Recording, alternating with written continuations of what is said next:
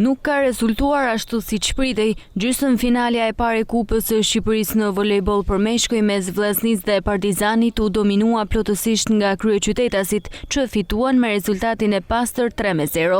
Takimi i zhvilluar në Pallatin e Sportit Qazim Dervishi në Shkodër nxorri në pa vështirësitë e kuqebluve, të cilët zhvilluan një paraqitje nën pritshmëri. Vllaznia realizoi vetëm 16 pikë në setin e parë, 14 në të dytin dhe 12 në të tretin, duke reflektuar diferencën e dukshme ndaj Partizanit që administroi ndeshjen nga fillimi në fund. Pas takimit, trajneri i Vllaznisë Artan Kalaja u shfaqi pa kënaqur me lojën e skuadrës së tij dhe kërkoi reagim në ndeshjen e kthimit. As pak e mirë, nuk jam fare i kënaqur me lojën, por unë them që kjo nuk është Vllaznia. Kampionati është i gjatë, kemi edhe një ndeshje tjetër kupet. Dhe javën tjetër ndeshjen e kthimit, unë mendoj që ne do të ndryshojmë shumë gjëra. Mundësinë për të ndryshuar kena.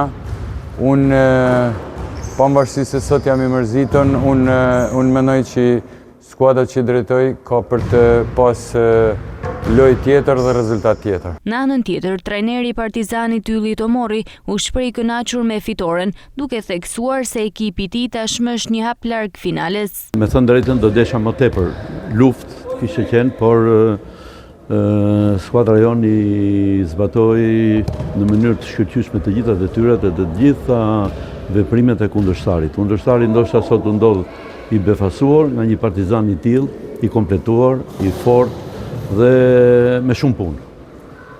Ne kemi një objektiv të qartë dhe objektivin e qartë do mundohemi ta përfundojmë deri në fund. Ndonse kampionati është i gjatë, por kupa është e shkurtër. Ndeshja e dytë gjysmëfinale do të luhet me 17 shkurt në Tiranë.